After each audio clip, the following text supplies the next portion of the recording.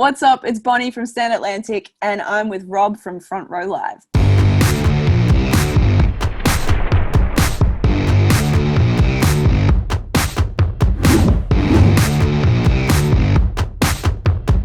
Pink Elephant was such a masterpiece. I'm really from the beginning, I'm loving this record. I can't stop listening to the record. I loved that you guys started with Like That. I feel like that was like the perfect opener for a record. Thank you. But talk to me about your experience with this album and, how different was it for you? It was really different. So I think with Skinny Dipping, we had like 3 weeks where we just wrote the whole record, and we had pretty much no B-sides. It just went like we were just in and out.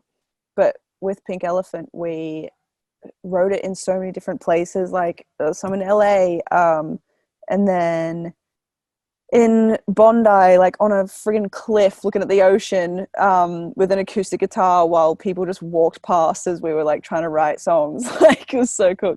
And then some were done in like our producer's bedroom, my bedroom, the like studio. Like, it was just all over the place, and we were trying to weave it in and out of our like schedule. So it was very, very different. And I think if we didn't have like some kind of like clear direction of like what we wanted out of it, I think it would have been like more chaos than it actually is. Was there an initial like experience or like an initial lyric that kind of kickstarted the idea of this album? No, that's a good question. I don't think so. I think it was more so just the idea of like not wanting to have the classic sophomore slump, and we didn't want to do Skinny Dipping Part 2 at all. We just wanted to springboard off of it so that we can like create something more unique and do what we want to do. And just basically we just wanted to show people that like we can't be put into a box, and we won't be, and we want to do what we want. And then we also wanted to like gain the trust of people to say, look, we will do what we want, but I think you're going to like it, so it's going to be okay. Don't stress if we change too much. And what was the idea behind that? Because that's one of the things that I loved about this record, that, obviously I'm a pop punk kid at heart, like that without a doubt. But I really appreciate when pop punk artists kind of try different things as well. And I feel like you did this with this record. I feel like you not only gave us that pop punk feel, but you also, on a song like Drink to Drown, you gave us a little bit of like an orchestra in a sense. And you kind of like, you gave us different tastes in this record. So like, what kind of inspired the idea of doing that? I think it's just the plain fact that none of us really listen to pop punk in general. Like, we used to, obviously, and every now and again, of course, I will like listen to it because it's still like got a place in my heart. But yeah, it just kind of reflects more of the bands we listen to, in a way, but still trying to be true to like who we are. Yeah, I think I forget the question now. I've rambled. I zoned out. What the heck? What kickstarted the idea behind kind of having different tastes of sounds and music on this record? Anyway, for the fourth time, yeah, so we all listen to different things, and at the end of the day, we just didn't want to put ourselves in a box. And I think with the only way to grow, even as a person, is like by taking risks and like doing things that are out of your comfort zone. So that's what we wanted to do. We wanted to experiment with stuff. And yeah, that's what we did. And I think our like philosophy is like, if you're writing a good song, it's going to be good no matter what kind of like bells and whistles you put on it. Like, if it sounds good with just a vocal and a guitar that has one string on it, then like it's a good song. So it doesn't matter how you dress it up. Right. And so that was kind of like the way we were approaching all these songs, is like, yeah, it was scary to like try these different sounds and like, are people gonna run away now? Like, we're not sure, but we just had to kind of like have faith in the actual songs themselves. And yeah, and we just want to show different sides of like what we can do. And it was cool that you guys worked with Steve Knight again instead of like jumping ship and like going to a different producer. Mm-hmm. Um, was this like a comfortable factor, or was it like um, you guys wanted to kind of test the waters with him as well? Like, what was the idea of like reuniting with him again? I think a bit of both. Uh, we did do one song. Blurry was done with Courtney Ballard in LA. Um, Okay. and then we took it back to Australia, and him and Stevie kind of co-produced the whatever was left to do, like on the song. Um, but yeah, I think Stevie's just such an integral part of this band, and him and I have like a chemistry that like I've not had with anyone else in terms of like writing or creatively, and I think we're always just on the same page. And essentially, I feel like he's an extra member of this band that just doesn't tour with us. um, so yeah, I think it was important for us to still try really new things, but with the same like teammate, if that makes sense. This phone, I swear to God, been going off all morning again today. I can't even answer it. It's so stupid. You know how like on the phone, like old school landlines, you've got Yeah. like the little box that it's on, and then the phone like sits in it. That phone's not even in it. It's just the Oh little box. shit. So it just razzes me all the time. It just goes off, and like I'm not answering it. Anyway, sorry. So yeah, like having Stevie on board was like just super important to us, and yeah, I think we want to try and keep him around as long as we can, or like have him involved in some way, just because yeah, he's just our dude. He's like our brother. Right. And the fact that, you know, there was so many different um, new experiences with this record, like how did that kind of change your writing process, or did your writing process change like the sounds and the ideas behind this record? um no. Like the approach was still the same, like make sure there's hooks, like make the lyrics interesting, like just write what's real, like nothing in terms of that changed. It was just the same thing. It was just the ideas were different, and the place we wanted to take it was different, but the core like values and the core approach was essentially the same, because as I said before, like we just want to write a good song and then sort out the bells and whistles later. But yeah, sorry. You're good. You're good. Talk to me about vulnerability and like kind of opening up more to your audience, especially on a song like as like strong as Drink to Drown, where like you're really like focused more on your vocals, less on the instrumentation. Um, and by the way, I love your voice, like in like ballads as well. Like Oh, thank you. I was like really like I was loving it. So like talk to me about that song in particular. And you know, was it an easy song to kind of write and record, or was it a difficult song because you were kind of so vulnerable in it? um yes and no. I think when I'm feeling something, like writing is easier because like you're kind of in the moment and like you're full of the feels, so it's like chill.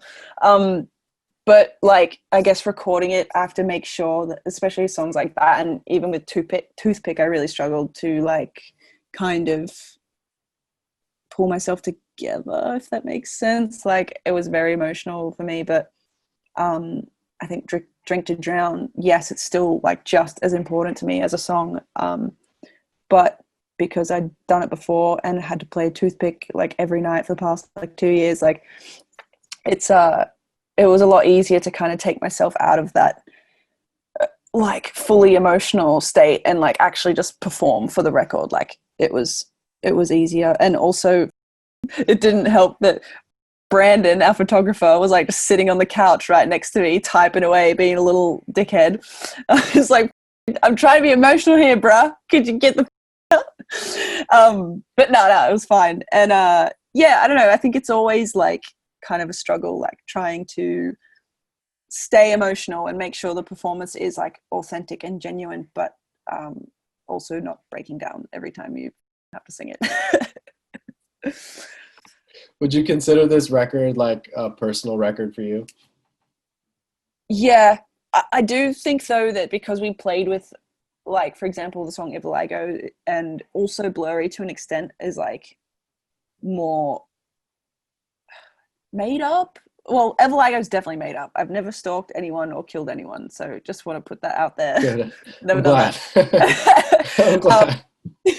But I think that in itself was like some kind of vulnerability, because like I'd never written a song like that before about something that I've never experienced or like never gone through. Actually, I'm pretty sure it was in our interview. It was like one of the first ones I'd ever done, really, and we talked about how like I don't sing about stuff that I've not gone through, and like I don't make shit up. Right. But like I just decided to kind of that off and like try something, because as I said, like you don't grow unless you like do something that you're uncomfortable with. So yeah, I think in that aspect there are times on the record where like it's not as vulnerable, but it still kind of is in a way, because I push myself in a different way. But yeah, I think the songs will always be personal, always. Right. In some way. And songs like those that you just mentioned, like, since they weren't like real experiences to you, like what kind of inspired them? How did they get started? I don't know. I think we had a word that it was gonna be like, instead of Ivalago, there was the whole reason it's even a weird word to begin with is the fact that it was another word that we didn't end up using because we couldn't, because it just, I won't go into it, but yeah, we just couldn't use the word. And so because we couldn't use the word and we had to make up one, it was kind of like, right, well, I'm going to make the song made up because I can't justify this word because it doesn't mean really anything. I may have given away something then. I've been trying to not talk about this song or like the meaning of it. But anyway, yeah, so I've done it again where I've forgotten what I was talking about. You were talking about the song. What kickstarted it? Yeah. Unless you don't want to answer the question. If you don't want to answer the question, we can move on. No, it's chill. Yeah, that is what kickstarted it. The fact that like the word, we couldn't use the original word, had to think of another way to like get around this, and then the song like just kind of elevated itself into this thing that like doesn't exist, and it was just a full-on like made up story. That's basically it. So would you say that was like the most challenging song on this record, or do you feel like there was another track that challenged you personally or like the band as a whole? No, actually, Everlago came together quite quickly, which worries me that I was able to write lyrics about that, about wanting to basically kill someone because you love them too much. The toughest ones were Wavelength, just because I feel like that is probably one of the most different songs. We have that and like Silk and Satin are probably the two like stick out tracks for me in a way. And Wavelength, I swear there's like over 10 versions of that. Like we changed it so much and we couldn't decide. And then by the end of it, you're just you're like, I don't even know what this song is anymore. So you have to like step away. And it was like one of the last ones we finished. So yeah, that was super challenging just because like we'd never written a song like that before, and we didn't really know directly like what the inspiration was to make it sound that way. We just kind of wanted to turn all the knobs up to 11 and like see what came out. So like it was hard to like kind of navigate through that, but we managed to figure it out in the end. But yeah. And as we bounce back to Drink to Drown, I think actually, you know what? I think that might be my favorite. Between that one and Like That, I think those are the two top that I like. You brought it up 3 times now, so I'm gonna have to assume that it is your favorite. You know, I didn't realize it until now. But funny. Going back to that one, talk to me about the orchestra, or you know, what was the like? How did you guys record that? Was that something that you guys created in the studio? Did you guys actually have like a group of people that came in and kind of created the orchestra? Like, what was that like? We didn't have a group of people because we couldn't afford it. We were already like over budget, so like we couldn't get the symphony orchestra in, unfortunately. Because they cost a lot of money because they're really good at what they do. But we got Potter's girlfriend plays cello, so we got her in, and then our mate Aiden, he plays violin, so we kind of got some like real shit on there, thank God. And they're good at what they do, and they don't charge $1 million per session, so so yeah, it was cool. It was cool that we got like our mates to kind of like join in on it, and like we were able to actually have like real strings instead of the programmed stuff, which to be honest no one would tell the difference anyway, even if it was programmed. But for us, we were like, yeah, it's real, yeah. Sick. So how would we see that one live? Is that one that you guys plan on doing live? Yeah, for sure. We've got a little version going. I think we might just keep it as like piano, but I don't know. We're still kind of like trying to figure out, because we have no like pressure to like start building a set or anything. I mean, we still are, but like we can kind of dawdle if we want, because we don't know when the show's going to come back. So, but yeah, we are. I think we'll just like keep it like piano, I think, for live. How would you say the creative process of this album made you grow as an artist or a songwriter? I think lyrically I like kind of was able to prove to myself that like I can write whatever I want, and I kind of, the only boundaries I set are like my own ones, which is like really stupid. And I think as like a band, we pushed ourselves and proved that, you know, we can we don't have to like, what's the word, subscribe to like the run-of-the-mill like scene, pop punk, whatever the heck you want to label us as, like. And we don't want to be that. We want to be like just Stand Atlantic. We don't want to have like one genre or like way of like people perceiving us. We kind of want it to be like anything goes. So I think that's why like Pink Elephant was like super important for us to like pull off. Like if it went shit, I don't know what we'd be doing right now. So yeah, I think that's how we kind of like grew. And now we're at the stage where we're like, well, now what do we do? So how do yeah, you step this one up? Yeah, yeah, exactly. Like, but yeah, we've already started writing for the next album, so it never stops. Yeah, brutal as. Well, I guess these times are, you know, it's kind of hard not to just sit down and start writing new material. I'd feel so shit if like we came out of this and had like no songs or nothing done. Like there's so much downtime, it'd be ridiculous. Right.